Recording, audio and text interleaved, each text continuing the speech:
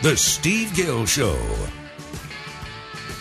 Hey, welcome back in. This is the Steve Gill Show. Glad to have you with us for the bonus hour. And joining us in studio, longtime friend and fraternity brother, Bob Corker, in the house with us, Senator from Tennessee. Bob, good to have you back with us. Good to be here. Good to have Thank you so much. Yes, sir. We were just talking a little bit about some of the politics off mic. You've got a lot of big Senate races. They're still figuring out, I guess, in Massachusetts who's going to run against your buddy Scott Brown up there. The Pocahontas, which I think is the best tagline I've ever heard about Ms. Warren. They thought they had the perfect candidate, Harvard professor, academic type, and it's amazing how some races can get off in a ditch with the stuff you didn't expect to be the main talking point at this stage of the game. Well, last time I saw Scott, she had been on the front page of the Boston Maine paper 12 days in a row, over this tribal issue. And so, one thing for sure, somebody didn't coach her well as to how to get off the front page quickly. But, and as you know, in politics, man, a one-day story isn't going to hurt you or help you too much. 2 days, it starts to get – when you're in – whatever story is, if it's 12 days, that one's getting some traction. Yeah, absolutely. And now it's been probably 25 days. Yeah. It's just amazing. So she's been in our office multiple times, as you can imagine. She was a strong proponent for the Consumer Financial Protection Agency, and certainly is a very smart person. But look, Scott Brown, I put my money on Scott Brown. He's a great guy and hard worker, and I think he's going to be back. As we look at the political arena, they're starting to shift around a little on what the battleground states are. North Carolina was supposed to be one of those tough-fought states. It looks like it's kind of moved pretty safely into Romney's column. Wisconsin, that I guess 6 months ago people would have said, Republicans won't even try there. Yeah. If Scott Walker is successful next week, as some of the polls would indicate, that may be on the game board. It's unbelievable. It's really out across the country. There's no momentum for either side of the aisle right now. In each race, it's kind of mono against mono. And I do think, obviously, with Olympia Snowe stepping down in Maine, we're going to lose Maine. Okay, I mean, anybody that thinks we're going to win in Maine, it's just not going to happen. So we go from 47 to 46. But it does look like if you were going to bet, a dollar, you would bet that it's likely Republicans would take control. But it's going to be very, very close. And again, it's going to come down to just person against person in each state. Now, in June, when the Supreme Court rules, that could be a momentum shifter one way or another. Who knows? How do you think that plays? I mean, if the Supreme Court, I guess, splits the baby and does, we're going to throw out some of Obamacare, keep the rest. If they do throw it all out, if they keep it all in, how does that play politically? I just don't know, Steve. It's amazing. The things that you think would cause things to move in one direction or another, it seems like, and I think that's why people pay so much attention to politics. You just don't know. But I think you can make an argument either way. I mean, in some ways, if the Supreme Court rules that one of the major components of the bill is unconstitutional, I've heard a lot of people make arguments that could create a lot of momentum for the other side of the aisle. On the other hand, people might be saying, my gosh, we've been here 3 years now. We've run up $5 trillion in debt. The health care bill that they spent almost 2 years working on is now not even a part of public policy anymore. Dodd-Frank obviously isn't dealing with the too big to fail issue, or at least let me put it a different way. The largest institutions in our country are getting even larger. So, a lot of people might say, well, gosh, this has just been a bad dream for the last 3.5 years. I mean, really, nothing legislatively has occurred, and we've run up, $5 trillion in debt. And your colleagues in the U.S. Senate, the majority, led by Senator Harry Reid, haven't passed a budget now in 3.5 years. And you guys have said, let's vote. The House is passing stuff. Let's at least vote. Can't even get a vote. Carly was telling me, who's with us here in the studio and works in the Nashville area for our staff and for our staff and does a great job, was telling me today, Corker, you need to remind people that the budget is a privileged item. A lot of people don't realize. They think that it takes 60 votes to pass a budget in the United States Senate. It takes 51 votes. The other side of the aisle has 53 votes. They can pass any budget they want to pass, any budget.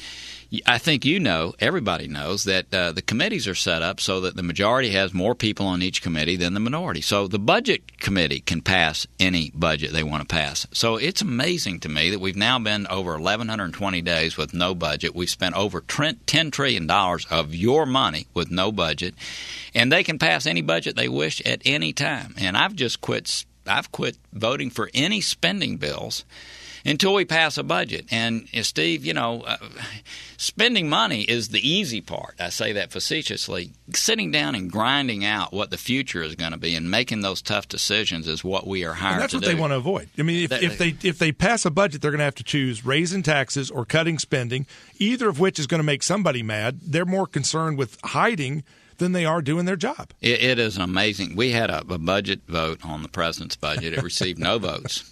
We had a vote on Ryan's budget. It had 40-something votes. We had 47 Republicans. It received not every Republican, I will say. And we had the Toomey budget. It received 40-something votes. So and then we had two others. We had the Paul vote and the Lee vote. Not a single Democrat voted for a single budget this last go-around. I mean, it's just an amazing thing. Or if they offered their own version. No, but that's my point. I mean, they can pass a budget any time they wish. I mean, they have 53 votes. It just takes 51. And if they were to do it, Steve, then we'd have to have this reconciliation between the Senate budget and the House budget, which was Paul Ryan's. And that would cause us to do that grinding out tough work that it takes to lay out the future. And that's what the American people want to see happen.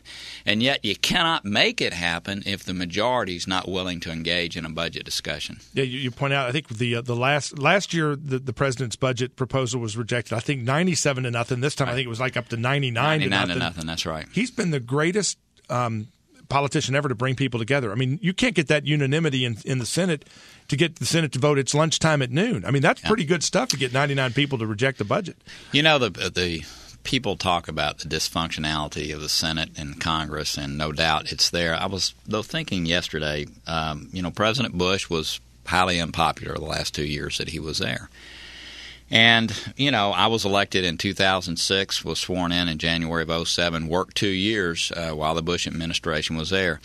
Nobody talked about Congress being dysfunctional, even though the country was incredibly divided, and the Iraq War was the impetus for that. It was the reason that people were so divided.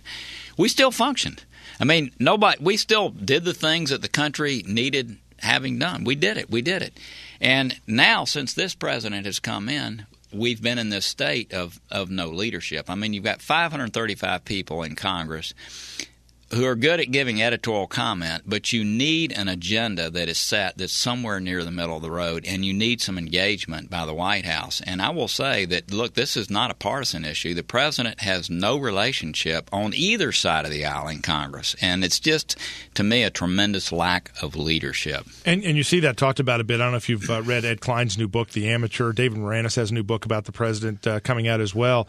I mean, the journalists are starting to figure out this is a guy who's just kind of isolated with his own little circle, listening to Michelle and Valerie Jarrett, and has no relationship with anybody outside that little circle and no ability to build bridges to make anything happen and just give speeches. A lot of folks want to talk about the Treaty of the Sea. We're on with Bob Corker, Senator from the state of Tennessee. And Lee, you want to talk about the Treaty of the Sea and ask a question about that's coming up, I guess, for a vote here imminently. I do. I would really like to. Senator Corker, thank you for being willing to talk to us. I don't understand. I have written you and gotten just a standard form letter. Right. I don't understand how you could consider voting for something that's going to give away our sovereignty. It's going to give away our Navy and put them under basically make them like a UN force now. It's going to give away eminent domain over our property out, within 200 miles of our borders of the ocean. And you say that this has been worked on for 30 years. That was in your letter to me. And, anything's been worked on for 30 years. There's got to be something inherently wrong with it. I don't see anything good that could possibly be good enough in a treaty. And by the way, a treaty will supersede our Constitution. And I don't see anything that could be good enough in any kind of treaty like this that could be good enough that you would not commit solidly to vote against it. I would like to have your commitment to vote against this treaty. Lee, thanks for your call. Talk about the Sea of the Treaty. Again, it's a treaty that many people, and we've had Rand Paul from Kentucky was on just the other day, adamantly leading the fight against it. Right. Where are you on this, and when do you think it'll come up for a vote? Well, it's not going to come up for a vote before the election. Kerry's made the commitment there. It has been around for 30 years, and some of the comments that Lee just made were like my opening comments the other day when Secretary Clinton and Leon Panetta and others were there. in support of the treaty. What I'd like to respond to Lee and others is, the first thing I like to do is read the treaty. Okay, so I've got it in my briefcase. It is a very, very thick document. Small words, small letters. I mean, so the first thing I want to do is read it, and I am in the process of reading it right now. But I do have a lot of concerns about it, and I've expressed those. And what I've said is, look, I'm neutral. I want to understand. I don't want to base it on myth. I want to base it on facts. But the first thing I need to do is read it. So I would hope the voters of Tennessee would want me to do that. And assuming that these problems that she's just described are what's in the treaty, I mean, that's a problem. Yeah, no question. It's been around for 30 years. It's like Lazarus, right? I mean, it's they keep bringing it up. Yeah. It keeps going away. Yeah. We're going to get more of your calls. 800-688-9522, 737-9522. Senator Bob Corker in the House with us. We'll talk more politics and policy when we come back for more of the Steve Gill Show in just a moment.